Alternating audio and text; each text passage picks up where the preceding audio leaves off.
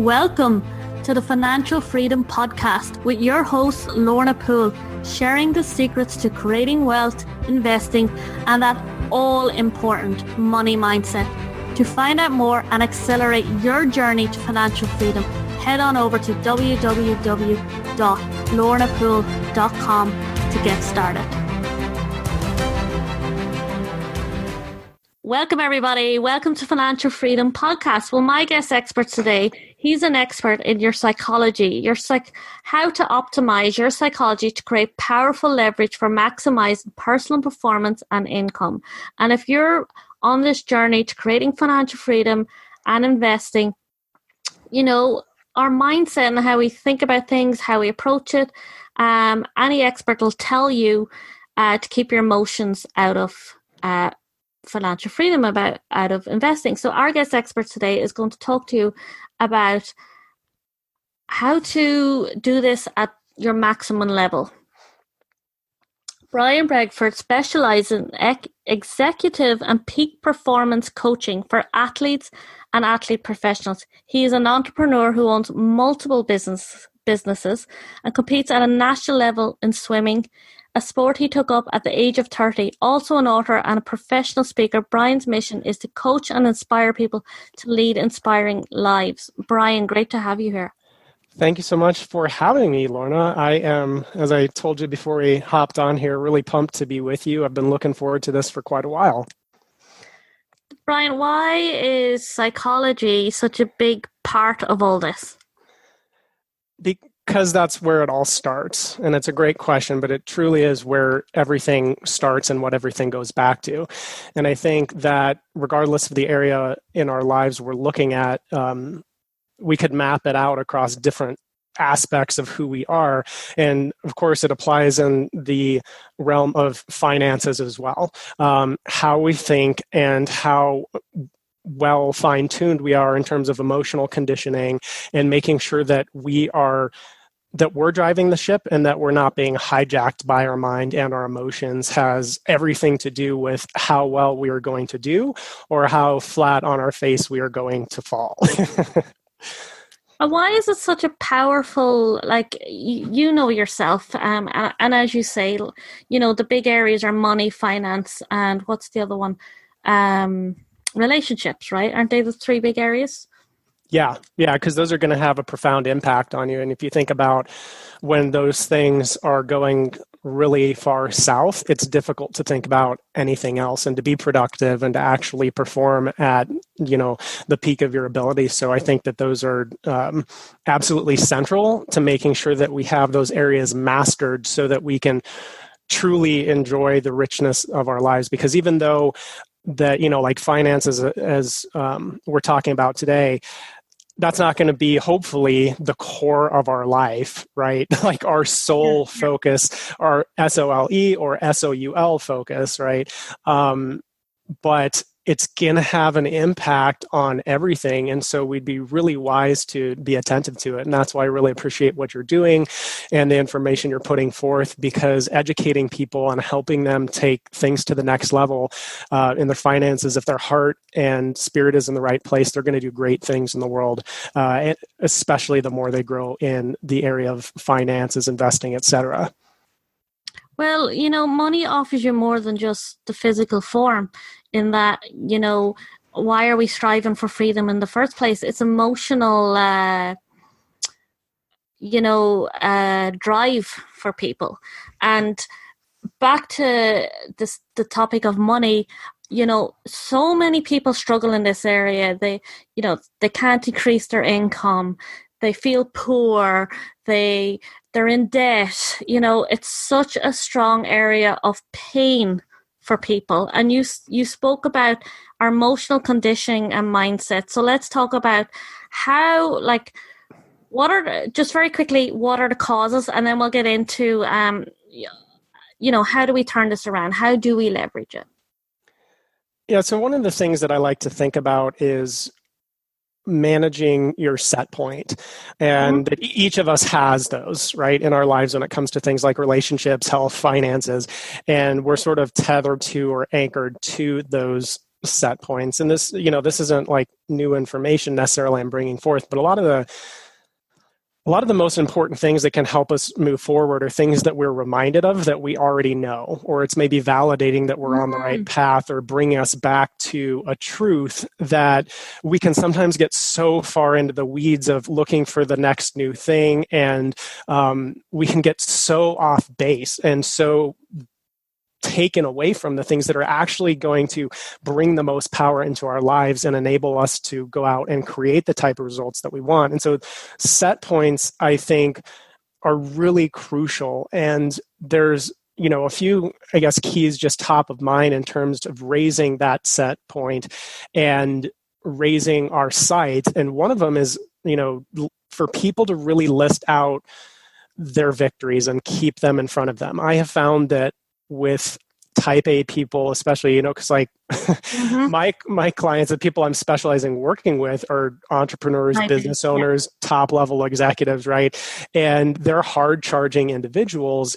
And part of the reason, ironically, I have found that sometimes they're really accomplished, at least initially, is because they're kind of hard on themselves. And they my God, I can relate to that. Right? I mean, it's just like pushing themselves to the max and trying to get more out of themselves. The pitfall of that, and of course, is the fact that any of our strengths can become our Achilles heel when it's taken to a level that is disproportionate or like out of sync and creates tremendous imbalance. It's just like having, a set of muscles in your body where the opposing set is not appropriately structured and built. And so your body gets out of whack and you can't function. So then it doesn't really matter how big that particular muscle group is because it's not functional. And so I think that similarly, people that are hard chargers, really keeping their victories in front of them. One of the ways that I do this and I work with clients on, and this is just like one of those simple things to do, right? If people are looking for sexy, cool, the next thing, probably not going to happen during this conversation. But what will come up is things like having a practice about making a list every single day of every victory that you had along the way and actually journaling that out. Because for people that are really hard on themselves, we actively have to we really have to be intentional about focusing our mind on the things that we are doing well. And it goes beyond that. It's the keeping the victories in front of us that we've had over time, because you have to plan for days when you're not going to feel well, days where you're going to feel discouraged, where you've hit a bump in the road or 2 or 3 or 4 in a row. And it's at those times we've got to have things in front of us to remind us of who we really are. But most people do the opposite, right? Like they keep their faults and their failures in front of them all the time. And whatever you keep in front of you consistently starts to influence that set point. And so I think it's a crucial thing to really think about and focus on, because if our set point is, like you were talking about, telling ourselves that we're poor, or gosh, I'm never going to be able to learn how to invest and I'm just not good at this, that stuff is going to tear up your finances much worse than a bad investment. You look at the people that are really, truly great business owners and entrepreneurs, haven't some of them had absolutely excruciating financial just blowback? Yeah, disasters, thank you, happening in their lives.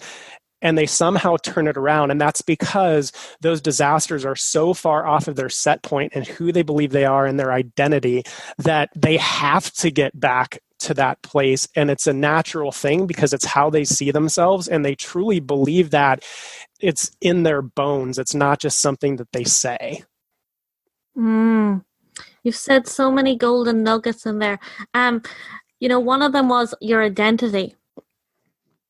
I think that's huge for people. And as you were explaining there, I was, going to ask you earlier about what is a set point, but now you've explained it in that, if your set point is, oh, this was my failure, this went wrong for me, blah, blah, blah, blah, or is your set point, you're focusing on your victories, you're focusing on what's working? Because when you're in that mindset, you're in the mindset of saying, well, if I did that, I can do this. And, And that's how I'm guessing, Brian, I'd rather you explain it, that the maximizing the leverage comes from you focusing on what's working, right?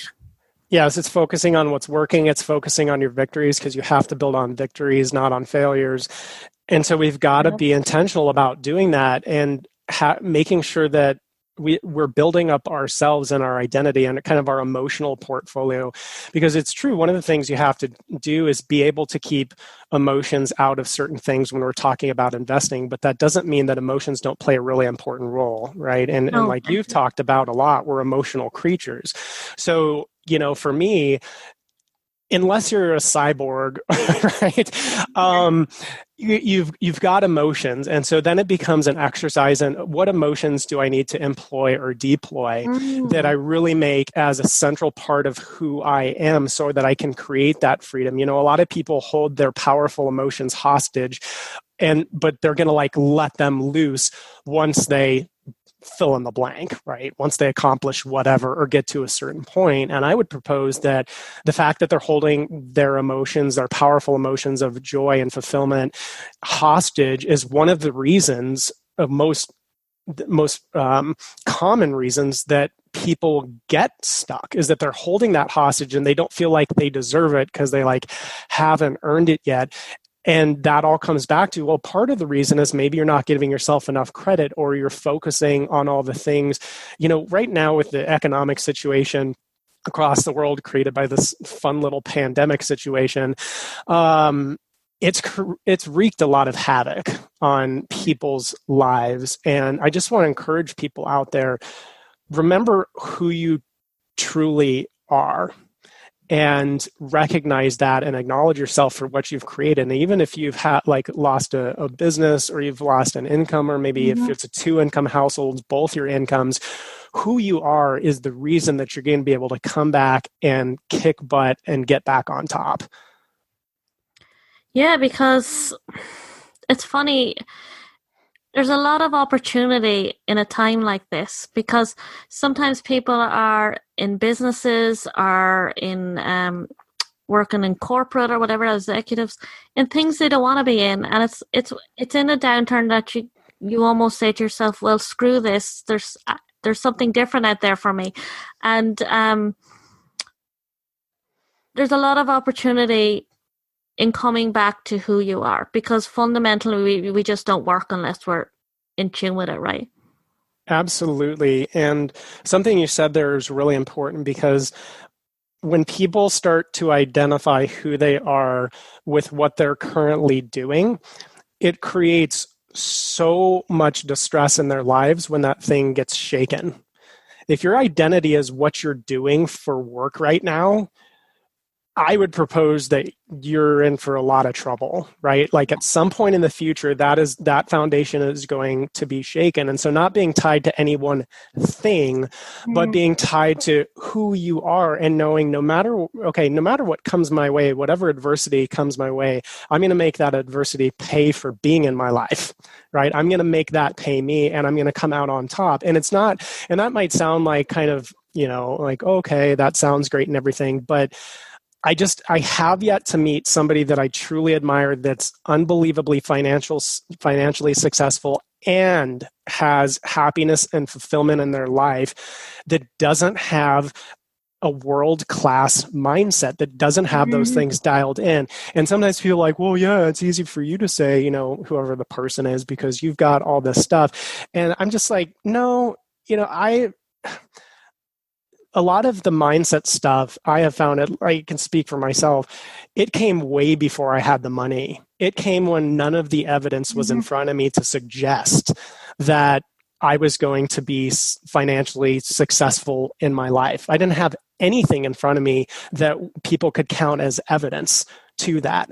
But I knew that, listen, the ticket to entry is the right mindset and a willingness, obviously, to work. We're not talking to people that are looking to hit a grand slam overnight, get rich quick and just hang out in the Bahamas the rest of their lives. I mean, that's just not, I don't know. I don't really relate to that because I love the work and I love the process because I'm not just looking to help my clients, build their portfolios and have better lives and, maximize and optimize their businesses.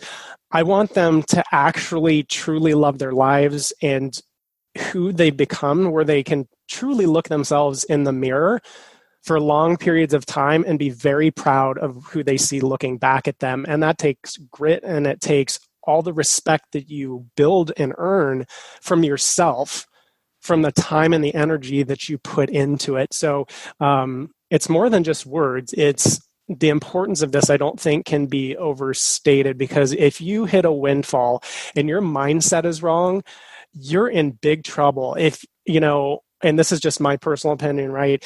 Like if you get people without money, a bunch of money, they end up with no money if they have that type of a mindset. However, people with the right mindset, if they experience financial hardships, recognize like, that's not who I am.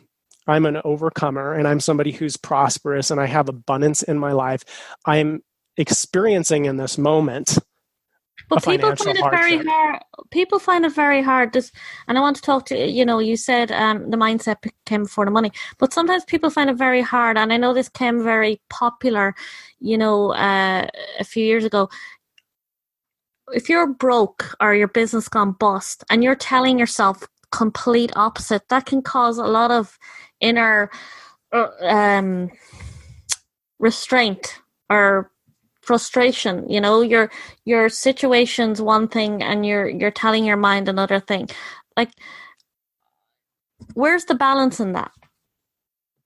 That's a fantastic question, because it's definitely not this thing of, sit around and tell yourself how great you are and you're magically going to become wealthy, right? Like that's just I think that can very popular, and it can misread. Yes, it's very easy to misread, but it's definitely, that is a load of crap. The idea that you can sit around and like wish your way into something or just give yourself affirmations. I think the key is that making the distinction between who I am and what I'm experiencing. I think if we don't have that, then you're telling myself like, I'm rich, I'm wealthy, all this stuff, and your mind's going BS, and you have this cognitive bias that actually just absolutely messes with you to no end and just will not relinquish its hold on you. And I think like reminding yourself of who you are and distinguishing between that and what you're currently experiencing. Like, I'm a super happy person. I'm a very let me give you this example. I'm a very high energy person. I'm tremendously happy. I feel unbelievably blessed in my life. I'm very, very grateful. And there are days when I don't feel any of that, when my energy is low. And sometimes it's multiple days in a row, or you have a little bit of a downturn in that. But just because I'm experiencing low energy, like that's not going to make me question like my true identity and that set point and who I am. I just recognize like, listen, I'm experiencing some things and I'm going to have to go through this, and I'm going to, again, make this adversity pay for being in my life, and I'm going to come out the other side of this stronger. But right now I'm experiencing this, and that's okay. And what is the lesson here to teach me so that I can become better on the other side? So I think that distinction between who I am and what I'm currently experiencing, if that's not in place, none of the rest of it makes sense. And where does that, so to get to that place, it's about looking at our set point, right? Correct. It's about working on your set point. And even recognizing, like, I have found that all people who do great things have a sense that they have greatness within them. And I don't know that I have I love that. Yeah, yes. I don't know that I have a tremendous answer for people who have never sensed that. But I really feel like like the people that are listening to this that really do want to better their lives, the reason they're doing that is because they feel called to something greater than probably what they're currently experiencing. And they should take a cue off of that. And I believe that I just don't know how else to say it, right? Like if you're actually in tune at all with the underlying and the stillness within you, and you have the spiritual part lined up. And I'm not here to tell anybody what that needs to look like. I'm just saying that we were created to want more, to be more, to grow and evolve, because that's the only time we truly feel alive. And so I think that we all have it, right? I think we have it available. It's tapping into it. And again, that goes back to, if I'm not experiencing a lot of great things right now, I've got to remember the things that have happened in my life that really that give evidence to that end. And I love that. Yes. Tapping into it. You're talking about being grateful, going back to what's worked, or, and then getting evidence. I think evidence is a big part of it too. Yeah, and here's an example, right? A lot of it is perspective and what we compare things to. So for example, I live in the US, and I'm going, if I'm in abject poverty in the US, which is not a joke, and I don't want to downplay that. However, if I'm in that situation, I am living like a king compared to most of the world's population. I am so unbelievably rich and wealthy, and have so much to be grateful for. If I could stop being obsessed with myself and my situation and actually look at what I have. It's all in what people compare things to. And I think that when people don't feel that, or they just don't see any evidence for it, I'm like, you're not trying hard enough. Or you're always comparing yourself to somebody who's maybe like a mentor or a role model for you, or somewhere you aspire to go. And I think that's important, because association and where you're moving is very powerful. But the other side of that is, if it becomes, again, too unbalanced, like the muscles we talked about earlier, and you're not absolutely focused on appreciation and thankfulness for what you have and the position that you're in, as difficult as it might feel to you right now, open your eyes and look around, right? You're probably doing better than at least one other human being on the planet. And if you can be grateful for that, I think that, again, this comes back to, without it, any riches that people do earn on the outside will be very transitory, or they'll be outwardly rich but inwardly lacking. And so that's where you get the people that become really rich and they kill themselves, because they realize how empty they actually are. And once the rush of that, the money or all that stuff coming in fades away, they become acutely aware of how empty their lives really are, and how depleted their spirit is and their soul, because they haven't paid attention to those subtler things. And that, to me, is much scarier than having a financial disaster. Absolutely, 100% agree with you. And I learned that the hard way.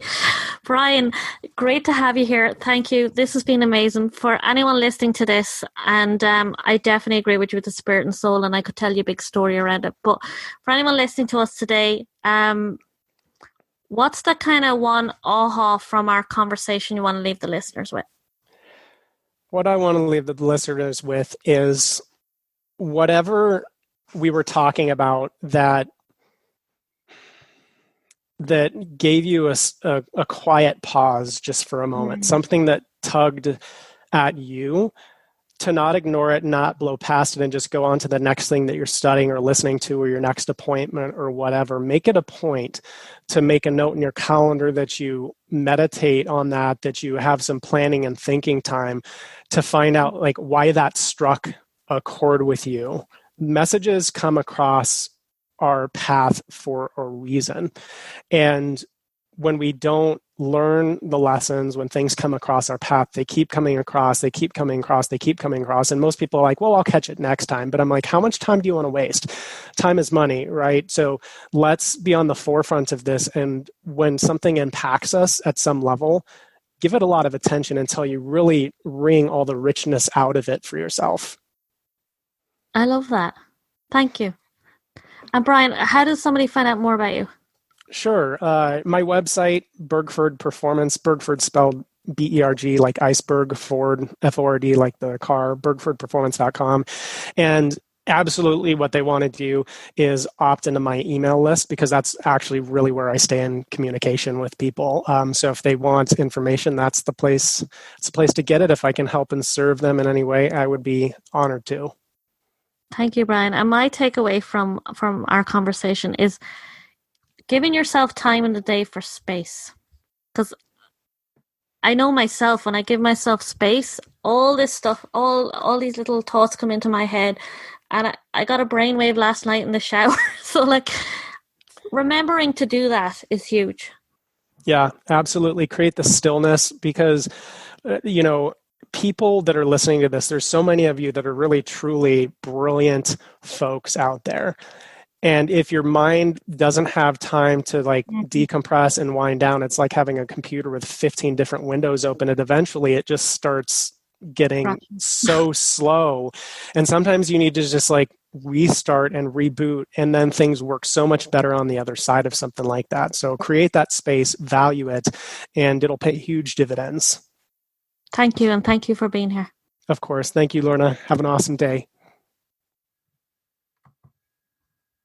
Hey everyone, remember to join us in the Private Financial Freedom Podcast Facebook group with me, your host, Lorna Poole. This is a safe haven of like-minded wealth-getting go-getters who, like you, are on their journey to creating financial freedom in their life. This is where you and I can get intimate. I can give you the support and guidance to go from where you are now to where you want to be, developing your wealth mindset and creating your financial freedom life. Join at www.facebook.com/groups The Financial Freedom Podcast. You will see the links to this on the website. It's in the show notes, or type it into the Facebook group. All you have to type in is Financial Freedom Podcast, and you will see us there. Look forward to seeing you in the group. Take care. Thank you for joining us on the Financial Freedom Podcast, to creating wealth, investing, and developing your money mindset. To get started today on your journey, head on over to www.lornapoole.com and grab your free course, 5 Steps to Breaking Free from Your Poverty Mindset and Accelerating Your Journey to Financial Freedom. See you there.